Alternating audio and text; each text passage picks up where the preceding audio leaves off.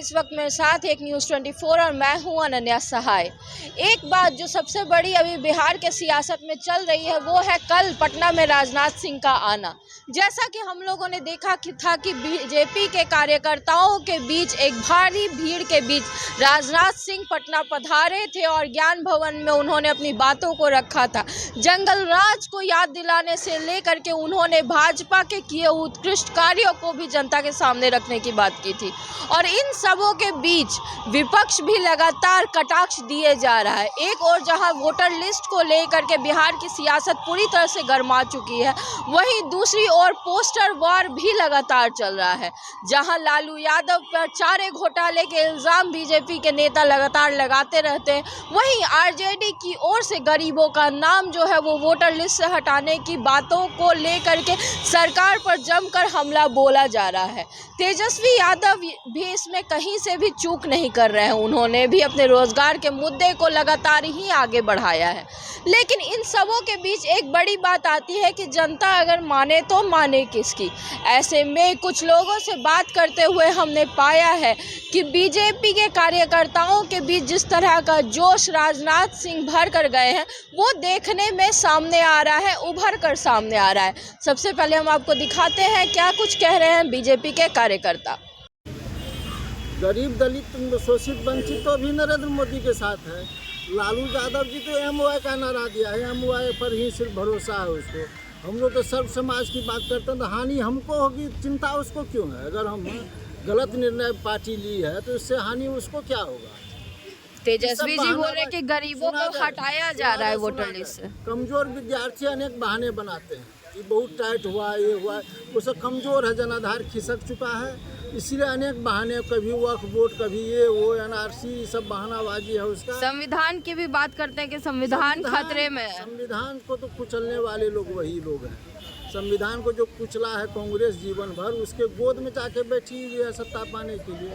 संविधान की बात क्या करेंगे? कहाँ संविधान में लिखा हुआ कि पति जेल जाएगा तो पत्नी मुख्यमंत्री बन जाएगा, एक बेटी सांसद बनेगा, एक विधायक, दो बहन सांसद? कौन संविधान में है भाई? कहते हैं हम पिछड़ों, दलितों, शोषितों की आवाज़ है। उसके लिए कोई पीड़ित, दलित, शोषित, वंचित कोई समाज नहीं है, सिर्फ अपना ही परिवार लोकता है उनको। कोई संविधान की बात नहीं, संविधान सबके लिए है। वक्फ बोर्ड संशोधन का बिल लालू जी भी बोले थे सदन में, अभी उसको क्यों मिर्ची लगाओ? वोट बैंक की राजनीति है। हम लोग वोट बैंक के लिए कुछ नहीं करते हैं, सब समाज हित के लिए, जनहित के लिए जो कदम उठाना पड़ेगा, एक से एक कठोर कदम उठाएंगे। नीतीश जी के बारे में भी बोल रहे हैं कि नीतीश जी को खत्म करना चाहती है भाजपा सरकार, इसके बारे में आपको? खत्म करना चाहती है, सब शीर्ष नेतृत्व करता है, उनके नेतृत्व में हम लोग 20 साल रहे हैं, खत्म कैसे करना चाहेंगे? ये सब कोई मनगढ़ंत बात है, ये सब भ्रामक बात है। उसके लिए तो उसके पास तो वैकेंसी नहीं है तेजस्वी यादव। हमारे यहाँ अनेक वैकेंसी है। नीतीश जी स्वेच्छा से जब चाहेंगे जाएंगे, फिर नया नेतृत्व उभरेगा। ये सब कोई बात नहीं है। बैठक में आप शामिल थे? हाँ, शामिल थे। क्या हुआ वहाँ, क्या कहना चाहेंगे? राजनाथ सिंह आए हैं तो कैसा लग रहा है? बहुत शुभकामना उसके साथ, बहुत बड़ा शुभकामना। बीजेपी हर खम्मा पुत रहा है, हर जगह बीजेपी का है और कहीं कुछ नहीं। कैसा लगा? मतलब उनका जो कहना था जंगल राज के बारे में, आप भी उससे कितना मतलब ताल्लुक रखते हैं? राजनाथ सिंह से तो हम लोग का ये है, मंत्री महोदय हैं, छह मंत्री है, उससे न रखेंगे तो किससे रखेंगे? तेजस्वी जिस तरह का बयान लगातार दे रहे हैं कि भाजपा में भ्रष्टाचार है, कहीं कुछ न है, कहीं कुछ न है।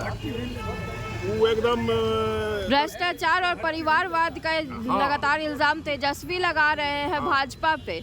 उसके बारे में आप क्या कहेंगे? ना उसके बारे में कहीं कुछ न है, एकदम जीरो पर। चलिए, धन्यवाद। तो जैसा कि आपने देखा, कार्यकर्ताओं का जोश तो है वो जो सामने दिखाई दे रहा है हमें, पूरे उत्साह के साथ चुनाव की तैयारियों में लग गए। साथ ही साथ उनका ये कहना है कि राजनाथ सिंह हमारे मंत्री हैं, हमारे माई बाप हैं, जो भी वो बताएंगे वो सही होगा, जो रास्ता वो दिखाएंगे वो प्रशस्त होगा। और जहाँ तक बात करते हैं तेजस्वी की, आरजेडी की या कांग्रेस की, इन सारों के इन सारों की बातों में सिर्फ और सिर्फ भ्रष्टाचार की बू आती है। ये कहना है बीजेपी के कार्यकर्ताओं का और साथ ही साथ नेताओं का। अब देखना ये दिलचस्प होगा कि इन सारी गहमा गहमी के बीच में जनता का पलड़ा किस ओर झुकता है। आने वाले चुनाव में जनता किसे अपना सत्ता बिहार का सौंपती है, फिर एक बार नीतीश कुमार या फिर इस बार बनेगी तेजस्वी की सरकार। देखना बड़ा ही दिलचस्प होगा। ऐसी खबरें हम आप तक पहुंचाते रहेंगे। हमारे साथ बने रहिए और देखते रहिए एक न्यूज़ 24। धन्यवाद।